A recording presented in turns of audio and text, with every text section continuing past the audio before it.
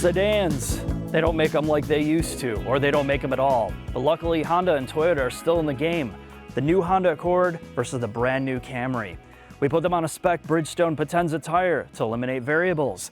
We discuss the real-world usability and how they drive on the street. We talk about the engineering of both hybrid systems and also the pros and cons of usability on the interior space. We measure the audio systems and discuss what car might be better for you. Let's get started.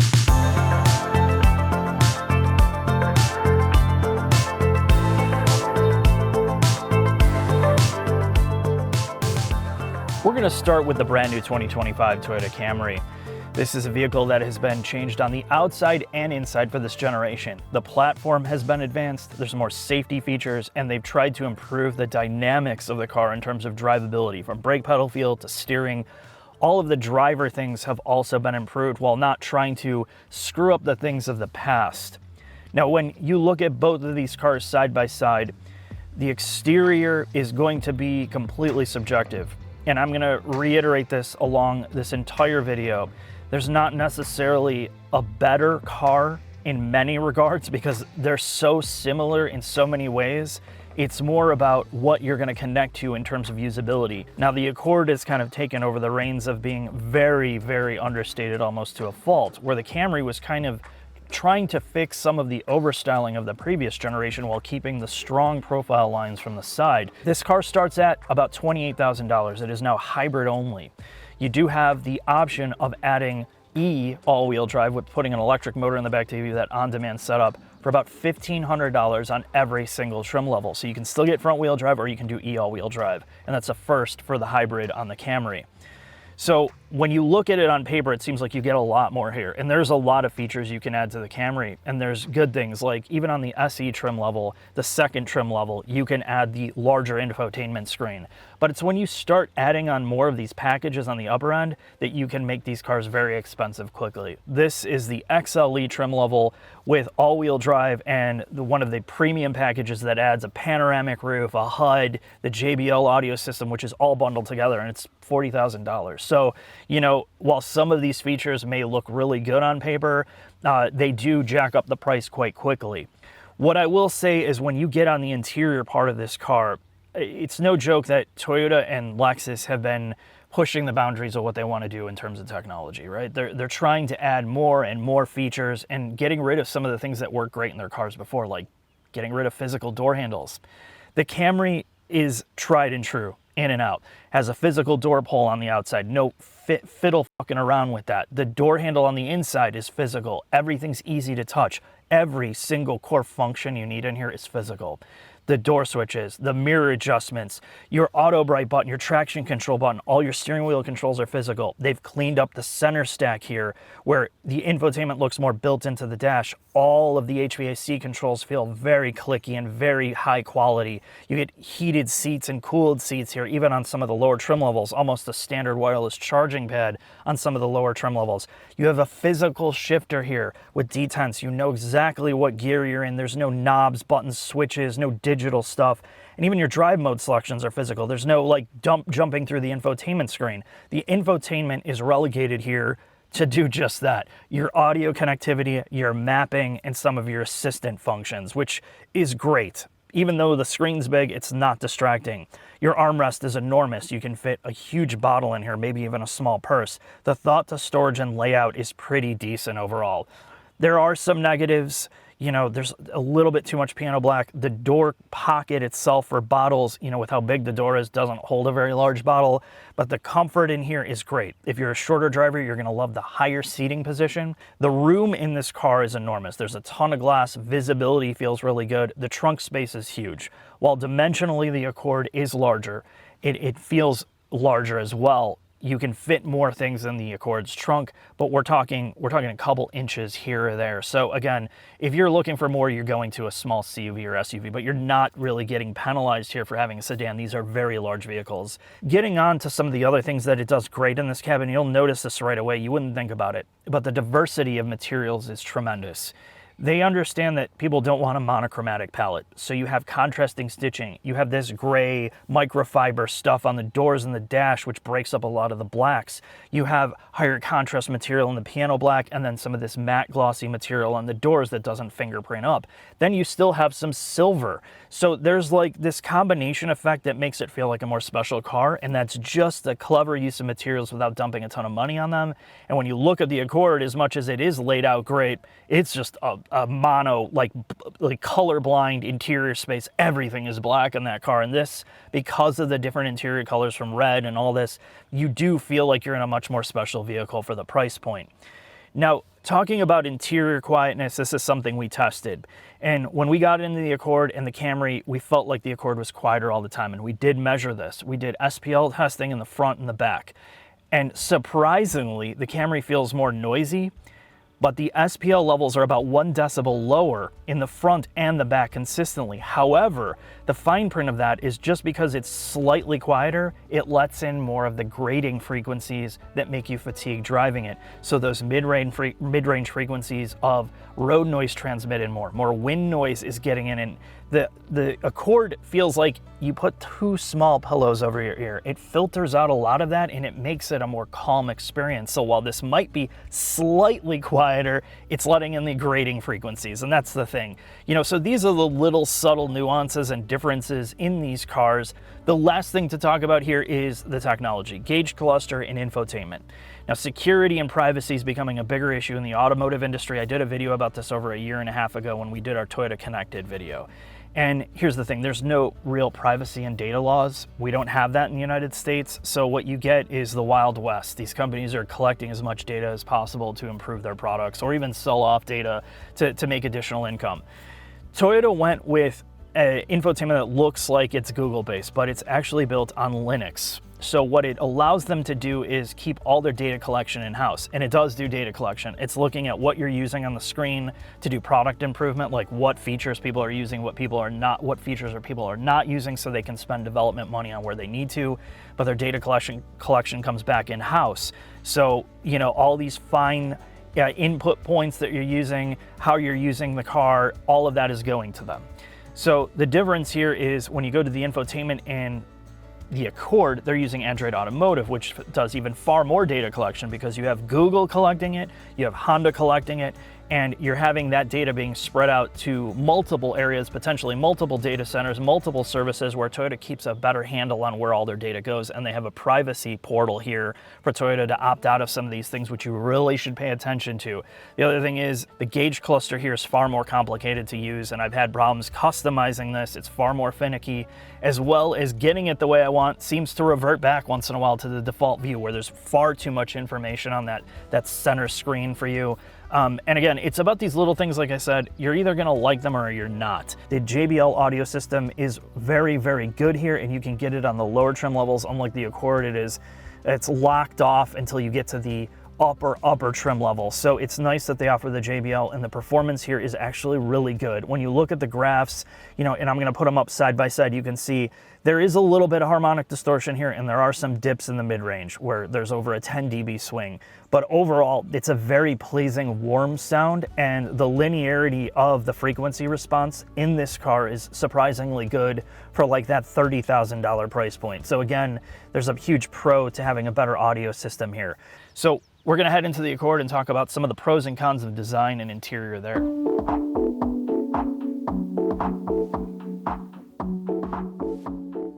Now it's time to talk about the new Accord. When you park this next to the Camry, you can tell that Honda went far more conservative in terms of the front and the rear end styling.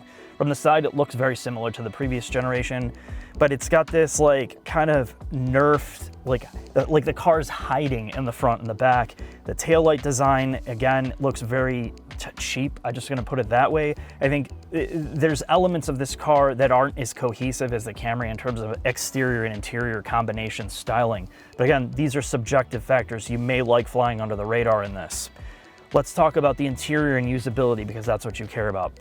The trunk space in the Accord, while it measures very similarly, the width and the opening of the mouth of the trunk are close to the Camry. The width inside from the corners is bigger in the Camry, But the difference here is the load floor in the Accord trunk is much lower. The Camry has a spare tire, this car has an inflator, and you gain 2 extra inches of height that you can store and stack things in the Accord, and that's why it just seems bigger when you're actually using it. The back seat room is incredible in here. It is enormous. This feels like a big car. The visibility is great, and the comfort in the back is great as well. Now, it doesn't stop there. Usability is also great. The door pockets are a little bit larger in here. The door handle to open the door is a little bit easier to grab. All of the core controls are physical. You have your memory button on the door for your seat, and all of your door controls are all physical as well. Your steering wheel controls are so much more simplified compared to the Camry. I mean, you know exactly what's going on here. They haven't over-cluttered the wheel, and there's a good clickiness to it where the controls don't feel like they were designed by multiple people like the Camry. It has a physical shifter, and there's no detent here for sport mode or manually selecting any gears because there's no gears. It's very easy to use. The well where you put your phone or storage, although there's no wireless charger until you go up to the higher trim levels, and even then, your phone doesn't slide around in here. Your storage doesn't slide around. They have good anti-slip material, and it's deeper. Your cup holders are larger here. You're going to be able to fit larger bottles in it. And your drive mode selector, again, is physical, and your hybrid mode button. The HVAC controls are physical, much like the Camry, but when you actually use them, it's far more intuitive to use the controls on the Accord. They feel extremely high quality. The backlighting's high quality. The fan speed looks great. And all the buttons are easily laid out, where the Camry, they're physical and they feel good, but there's so much packed in a small space that it's more confusing to use. You can just look at this and know what you're doing without having to, really you don't have to look at it, which is great. When you get to the infotainment, this is where the bottom trim gets the old school head unit. You can go up to the larger infotainment screen, which is now Android Automotive.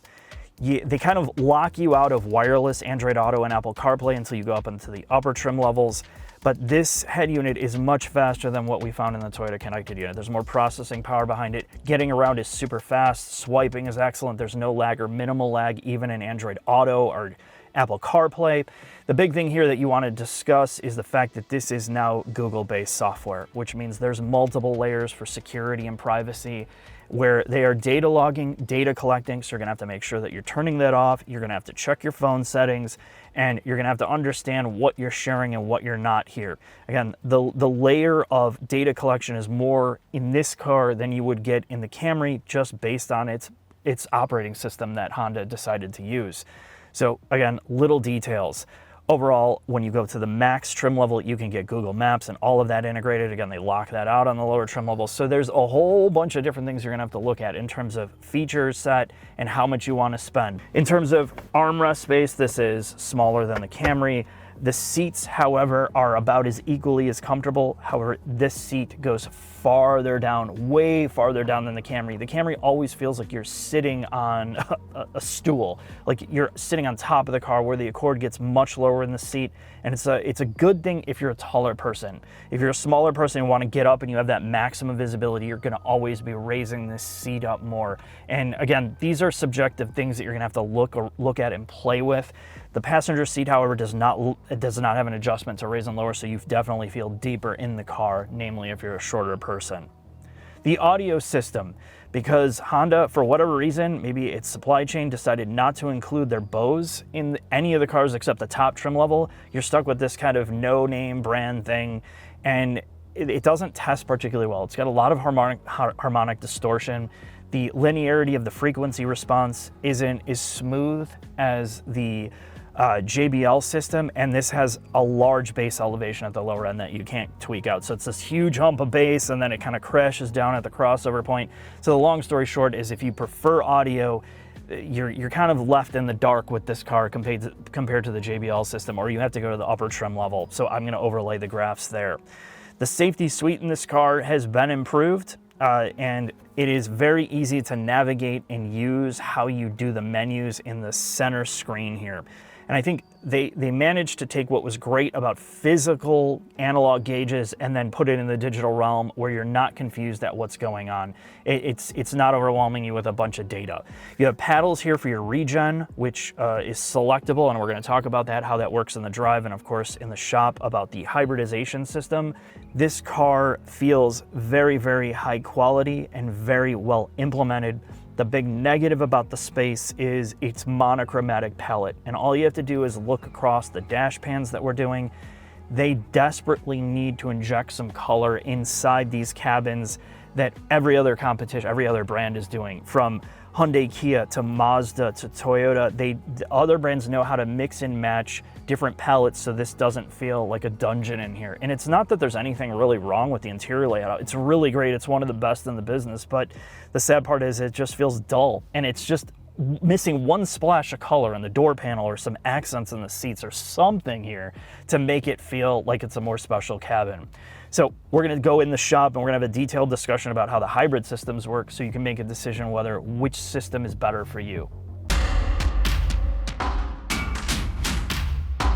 We're going to start the technical discussion with the brand new Toyota Camry, built in the United States, Kentucky to be specific. It's the first time a Camry has had a chief engineer from the United States and the associated teams.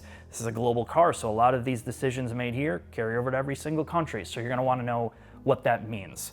This is built on the updated version of TNGA-K, a platform they can scale, or architecture they can scale to small, large, and luxury vehicles, including this car we're underneath right now. And these updates are for safety, for structural integrity, of course, adopting new technologies. And the big thing here is the Toyota Camry goes completely hybrid this time. There's no option for a V6, torque converted automatics. There's no option for just an internal combustion only engine. So the hybrid is here. It runs off a 2.5 liter 4-cylinder engine that runs on the Atkinson cycle, which is purely there for efficiency. It makes 183 horsepower and 163 pounds of torque or thereabouts. And when you combine the hybrid system, which you can do two options here, front wheel drive only or all-wheel drive. The front wheel drive versions get around 225 or 226 horsepower, and then if you add the all-wheel drive variant, you go up to about 232 horsepower. So that's how all the system combined output works.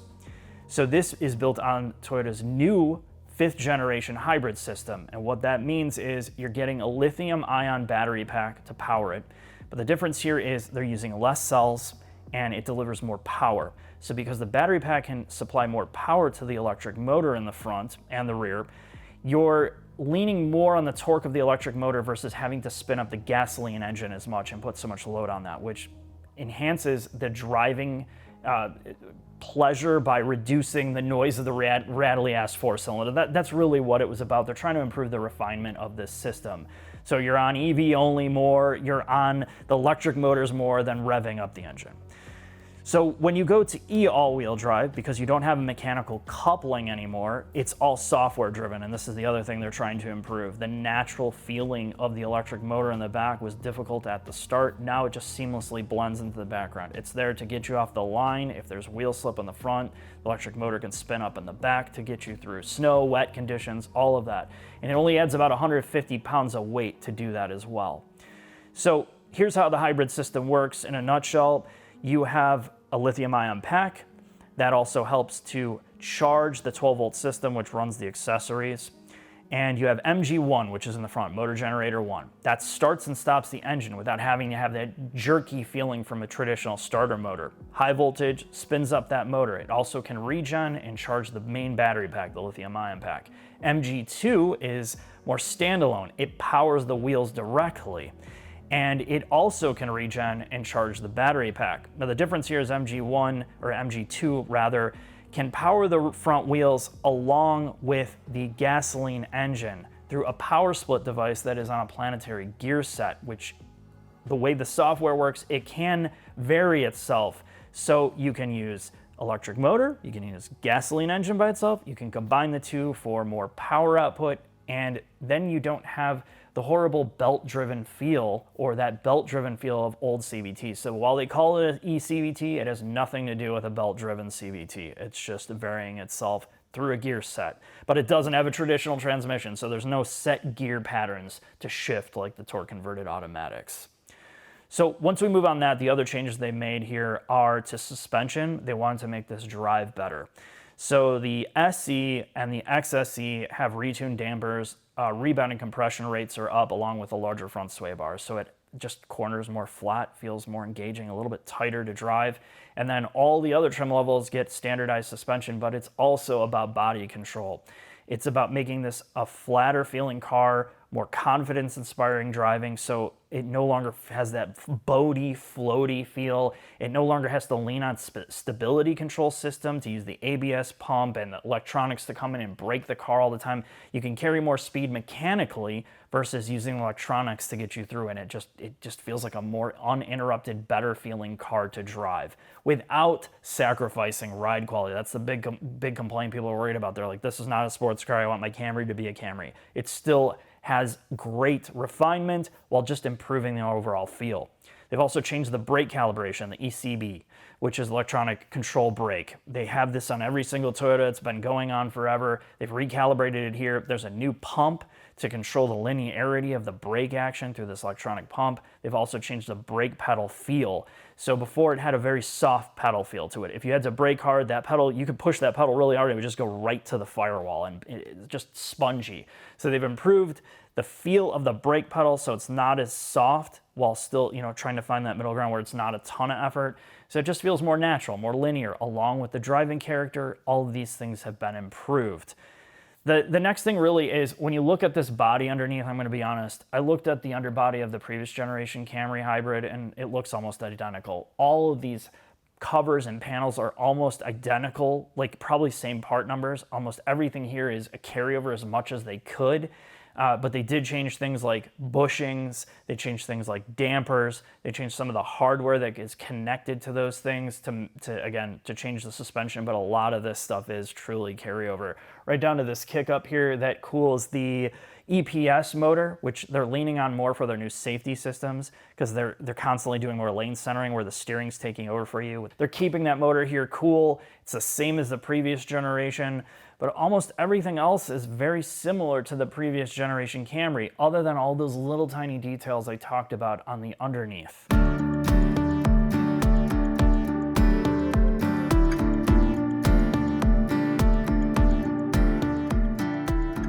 Now it's time to talk about the new Accord. This is built on their small car architecture, which is shared among multiple models. This is most closely related to the CR-V, however. The big difference? The Accord is front-wheel drive only. They don't offer an e-motor in the back or a mechanical all-wheel drive setup, so that's something to know. Their big goal here was to make this more quiet and refined, to bridge the gap between that mid-size commodity sedan and an entry-level luxury car. So that starts again with the platform, all the improvements every other brand's trying to do, make the body more rigid, more structural adhesives, and of course make it safer at the same time. But the details to make a car quieter go beyond that. So on the interior, they made changes to the under part of the carpets, different adhesives. They've changed the dashboard design. They're using active noise cancellation, and of course, acoustic laminated glass on the upper trim levels. But on the underbody, that's where it gets a little bit more interesting. They have a new wheel design with an air channel that runs on the inside part of the wheel that's attached with an epoxy. This air channel is there to actively absorb the pinging frequencies that we've gotten from Civics and Accords of the past to reduce that frequency of that knocking noise. So that's one big thing. The wheel well liners are also all felt lined, or this material that absorbs road noise. That material also carries over to the center part of the car, which is different from the Camry. It's just using all hard plastics that are highly reflective. So they have an advantage here with the Accord. There's also frequency isolators in the rear trailing arms. They've also made multiple changes to suspension tuning. They've also changed the steering gearbox to reduce friction. And they've changed some of the geometry in the rear multi-link just to make it a more cohesive driving car. Again, it's about refinement here. Now, the other thing we're going to do here is measure decibel levels and noise levels on the cabin, in the front and the back, because oftentimes they're different. And we have to do that by changing the tires out on both these cars. We're using both factory wheels 19-inch sizes, and we're switching these over to Bridgestone Potenza AS Sports. Now, these are not low rolling resistance tires. They're not cheater tires for being ultra quiet or getting the most fuel economy out, but they're a real true 3-season tire that you're probably going to replace your factory tires with that are 500 tread wear. So they should last 50,000 miles more or less. But you get better performance in the wet braking and longitudinal acceleration, namely in a front-wheel drive car. So you have the stability there, and you have the stability in the snow. That's the thing. A lot of these low rolling resistance tires have a difficult time in the snow conditions, so this is a true all-season. It's not just about outright performance or one specific thing. So that's gonna help us measure both of the sound levels on the inside parts of these cars more accurately. We have that baseline.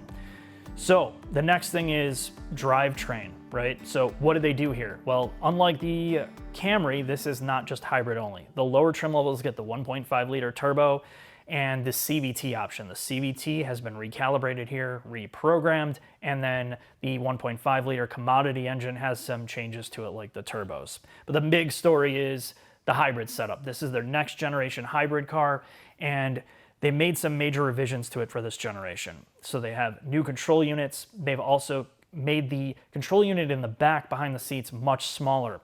The pack size is more efficient. They've added cooling on the inside part of the control unit and behind the rear seats, so they didn't have a separate fan. And the beauty of that is because it's been miniaturized, it doesn't sacrifice any of the space. So the internal combustion car and the hybrid car get the same cargo capacity. So that pack is powering 2 electric motors. Big shock. It sounds just like the Camry, but it's not. So they have a propulsion motor and they have a generator motor.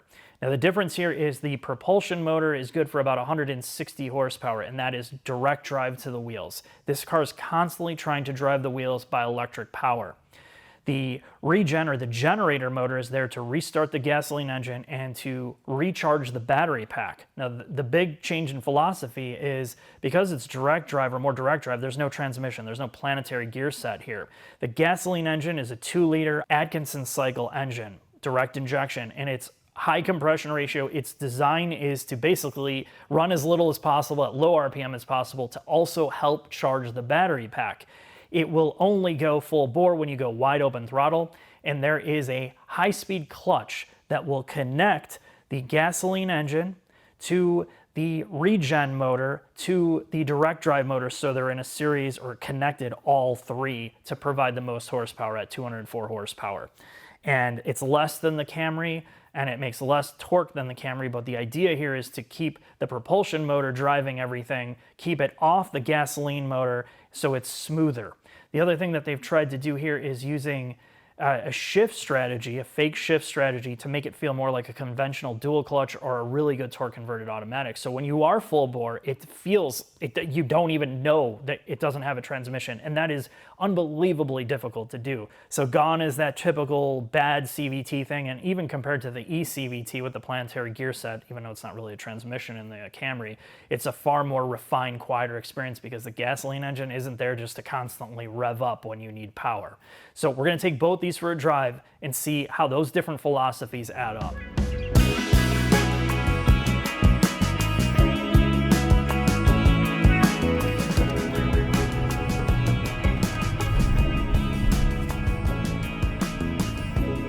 You ready for it?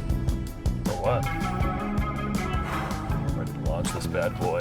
232 horsepower. Oh yeah. Driving straight into the sun. Jeez. Oh! Oh, man. Gotta stop for safety, Mark. All the systems are off. We're in sport. Oh my God. Holy shit. That chocolate Long John cooling you down? Yeah. This video is sponsored by Chocolate Long Johns. Oh, yeah. I mean, this is like a typical drive for everybody driving a Camry these days. You're an Uber driver and you're late. Your clients need you to get there immediately. All right, man, I feel these Bridgestones digging in. So, oh, they're digging in. Let me dig into this. Oh, yeah. Get through it, get through it, get through it. Whoa. Nice. This is some real performance, Mark. All right. Oh, you got one more corner. Yeah, one more. Oh! I slipped out of my seatbelt. As I understeer off the road. All right. Now we have that out of the way, and I'm going to put my microphone back into my pocket as it went flying out. Gosh, yeah. Can barely breathe. 60. The number past 60. 120 miles an hour. 200 miles an hour, Jack. 250.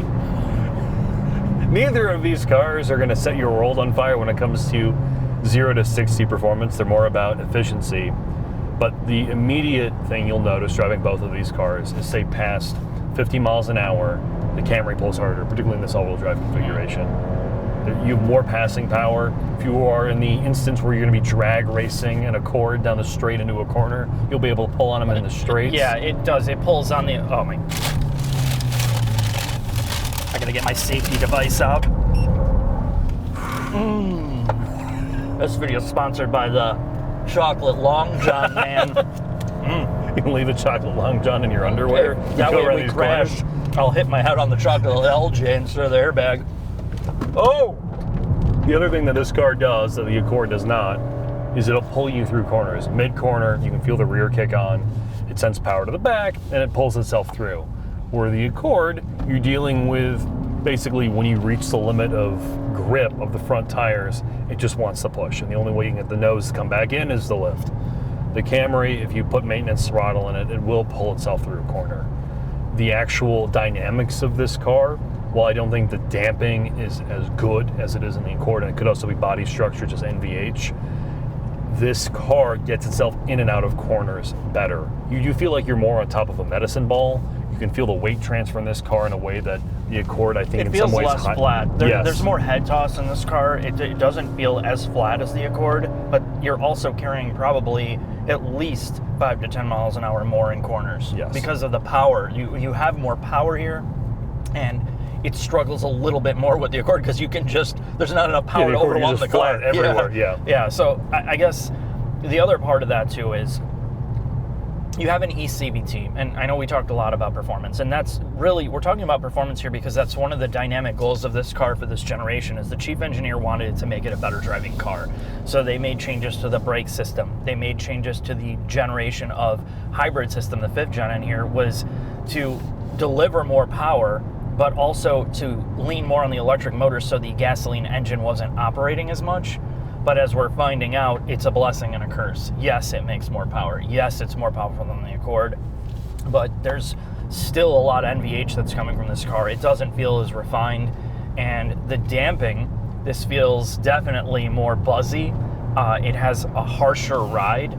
You know, when you're back to back, right? Probably when you're driving this in isolation, you'd be like, oh, it's pretty well damped. But out here, you notice those sudden impacts transmit a lot of harshness through the body. And when you're going more full tilt, despite it making more power, that engine's always coming up. You never escape the rattliness of the Toyota 4-cylinder. Absolutely. Is it ultra reliable? Yes. Is it ultra efficient? Yes. In our experience, it's more fuel efficient than the Accord, despite the Accord only being front-wheel drive. That said, it does come across as a less overall refined driving experience. The Accord, even in its sport versus touring trim, losing, yes, all the premium features that even this car has over that, it feels in some ways less premium than the Accord does. And you notice that on this road, this is like more of a washboard road. Lots of expansion joints. Yeah, I mean, it's just the suspension is not as well isolating you out. The choice of materials isn't isolating road noise out as much as the Accord as well. So, you know, again, better driving car dynamically, but also less isolated, less flat feeling in corners. I mean, there's these little nuances that you probably wouldn't pick up on unless you drove them back to back. I do think this car, if you are coming from other traditional, you know, even Honda or Toyota products, in many ways is more traditional. You don't have to deal with regen. You don't have to deal with, you know, it's essentially just a car that happens to be hybridized. You know, the hybridization engineering behind what Toyota's done with their drivetrains is so proven at this point that even if you're coming it fades into the background. It really does. You don't have to do anything to this car. You just drive it like normal. And while, yes, there's some of that engine coming online and you feel some of that transition. It's so minimal, but you don't have to mess with any settings. It just does everything for you. Yeah, it just feels like a 4-cylinder sedan with all-wheel drive. Absolutely. And then you creep around at slower speeds in EV mode. It's quiet that way. Whereas the Accord requires a little bit more input that we're going to talk about. I mean, you can go in auto mode, but there's a little bit more customization there, which is a blessing and a curse. Yeah. So with that, Mark, I think it's time for us to drive the Honda. Let's do it.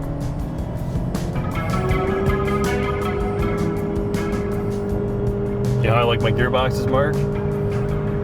Continuously variable. Well, this is interesting because when you do a brake torque in sport mode, it will hold, which is basically it will never do that. So let's get right into the driving part. And I'm going to take this off of sport mode because it creates fake engine noise through the speakers. The big difference between the Camry and this car is the hybrid system. Yes. I talked about this in the shop. There are key differences in the way they tried to refine this car with specific frequency isolators. There's noise cancellation on the interior. So while the Camry may be quieter overall decibel levels, this is isolating out a lot more frequencies, grading frequencies on the road, and you notice it instantly. It feels like almost like you have headphones on, or that noise cancellation effect is really strong in here, so it gives you the perception of quality, more solidity than the Camry does. It also helps that the hybrid system is more designed to lean on the electric motor full time. So the engine really is here as more of a generator. Yeah, when you're at higher speeds. Yes. So it's always more direct drive in terms of its power delivery of just using the electric motors, and even it's trying to keep the engine RPM down as much as possible. You don't notice the gasoline engine kicking on or even on as much as the Camry. And when it's accelerating, not when you're brake torquing and holding it down like you're going up a hill when we did in our original drive, when you're just putting around town with its fake shifts, which are fake, this feels more like a traditional internal combustion vehicle. There's not that rubber bandiness that exists in the eCVT of the Camry. I think the overall driving experience is a little bit more refined, albeit more boring than the Camry. Yeah, and I think as a normal car, that's exactly what you want. Yeah. So, we're coming through here. I'm just gonna, you can see. So you can hear those shifts.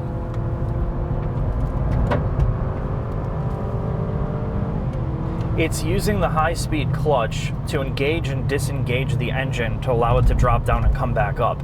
So it really does, because it's a mechanical clutch, it does feel like a gearbox shifting. And because of the direct drive nature of that propulsion motor, or the traction motor, it's always delivering power. So even when those RPMs drop, or RPM drops from the gasoline engine, you don't feel the perceptible loss of power because there's still torque delivery there. So that's partly why it's so refined, and the gasoline engine is far less rattly than you get in the Camry. It's far more isolated out than the 4-cylinder in the Camry. 100%. And one of the benefits in terms of performance of this car is, while it's definitely not as fast as the Camry, and it's not as dynamic, because this car doesn't have as much power, it's able to put down almost all of its power. And the stability control system is so subtle in its delivery of cutting power and dialing it back that the car feels more flat than the Camry going through some of these corners. Like you're literally can be foot to the floor and it will just go through the corners without terminally understeering until you get to the really slow speed stuff.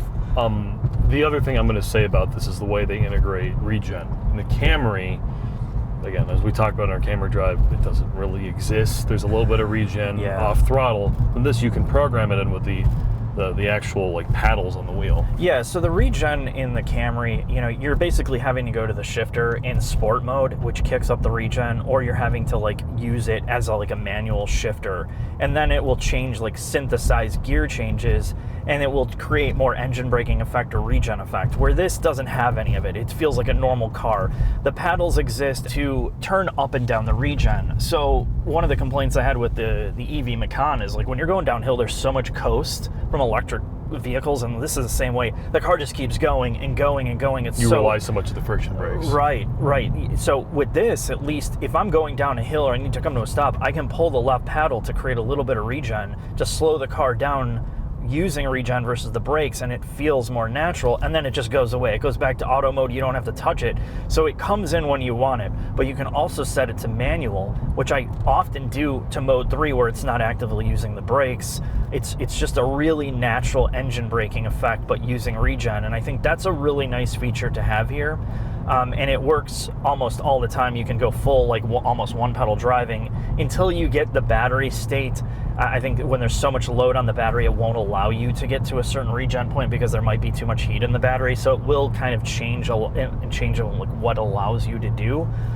This car also, despite its system being very smooth and refined, you can derate the battery, which means you can feel the performance coming off. That's only if you're going flat out, which, to be fair, unlike in our first drive of the Camry, realistically, right, this is what most people are going to be doing. Driving slowly or the speed limit to and from work, running errands in it. The two other things I want to ask you about is steering feel between both cars and brake pedal calibration between both cars. To me, the steering between both vehicles feel remarkably similar, direct and lifeless. Yes. I mean, it's really easy. Yeah. It's light. It's really light. There's effort to it, but not a lot. I would say that they're very similar. I think they've calibrated them and, obviously benchmarked each other in terms of steering feel. Honda did improve their steering box for this generation to make it feel a little bit more natural. But of course, the Camry just improved their steering, and I feel like the Camry turns in better. But that's large part because we were driving the all-wheel drive version, right? Yes. It has that rear motor to kind of like help you, and they torque vector by brake. So that car feels like it's more eager to turn in, where this car seems like there's a lot more slop in the front end before it turns in. But again, dude, like we're talking about driving dynamics, like how it actually... In transportation pods, essentially. And brake pedal calibration. They've improved it in the Toyota, so now they're similar. But I will say that one of the things I noticed between these two cars is the Toyota seems to, as that gasoline engine is kicking on and off, there's a little bit more vibration and shuddering when you're holding a steady. Like if I'm just cruising down the road, you'll feel a little bit of surging compared to this car where you don't feel it. And I feel the same thing in the brake pedal on the Camry. If you're doing like a higher speed brake, like from down to 65 down to 25, sometimes you'll feel the pressure change in the pedal, like in the braking system, where you have to vary your foot. I didn't notice that as much in here. It's easier to get the Camry to go in ice mode versus I think some of the ABS calibration is a little bit too sensitive on the Camry, which makes sense. Toyotas are always like overly safe in every single regard. But that's on the extreme end. Day in and day out, if you're just puttering them around, I don't think either the steering or the braking systems are different enough in the way they feel to a driver to really sway someone one way or the other. I'd agree with that. I think what it comes down to, honestly, is what do you prioritize? You prioritize ultimate fuel economy, potentially lower entry cost, and you want a car that is a little bit maybe more refined when it comes to ride quality and just overall interior NVH, versus a vehicle that has all-wheel drive, the capability to go all-wheel drive, that is much quicker and has a lot more features available to you day one. Yeah, it's a hard one. I mean, driving them on the street, we always say the Toyota hybrid system is one of the best sorted, that's most transparent to the driver, and then you get in here and like, this is a different way of doing it, and it's really more refined than the Toyota system. The negative is, right, it doesn't make as much power. And I guess the argument is all-wheel drive. No all-wheel drive. Those are two big differences when you're talking about it. But the end result here is this car feels far more natural and smooth to drive. And when you're taking a car like this, which is, to your point, becoming an appliance transportation pod, I don't know, like I drive this and I'm like, I feel far more calm. It feels more comfortable. That noise cancellation is better, and it's a better car for me personally because it's more, that quiet factor and smoothness is there. But it's definitely slower. It's like, again, I started this video by saying there's not a right or a wrong answer. They're both doing things very similarly, but different. Yeah, what do you like? What are you going to connect to? And I think, Jack, it's a good time to sum all this up in the final thoughts. All right, I can't wait to go drive V8s instead.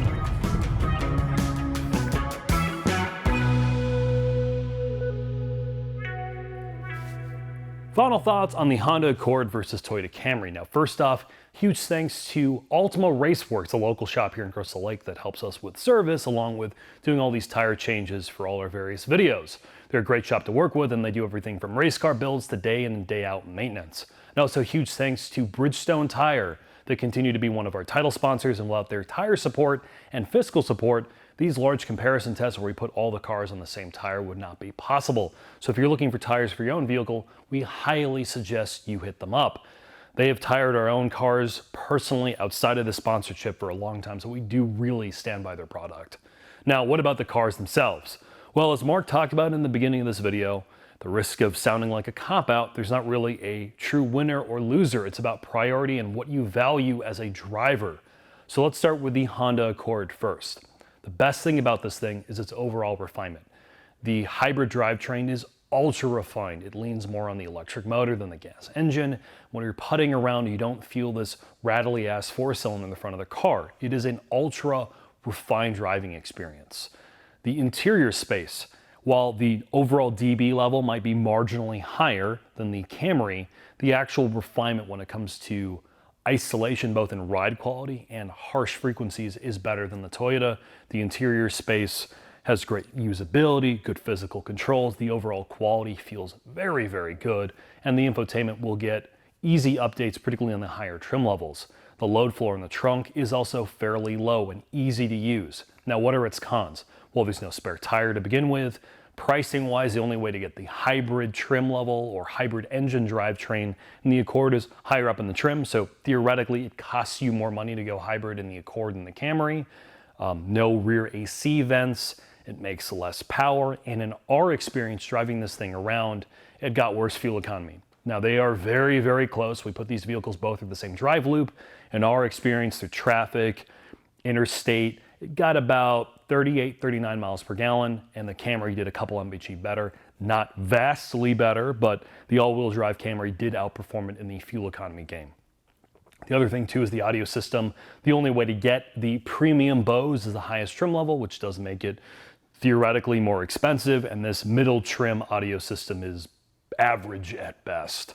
Now, the Camry, what are its pros? It's more powerful. You get the hybrid drivetrain as standard regardless of trim level, and you get optional all-wheel drive, which depending on the state you live in or if you want that extra performance is very, very nice. You get a spare tire. It is a better seating position for smaller drivers. All the infotainment is still physical, easy to use. And honestly, the car itself is very, very well packaged. Now, when it comes to pricing, the one thing I will say is to get a lot of the premium features that we demonstrated in this video, like the JBL, the 360 cam, and all of that jazz, you have to pay more money. So depending on how you option out the Accord versus the Camry will theoretically be more money. And when you max out a Camry, it definitely does cost more than the equivalent Accord. So that is something to factor in.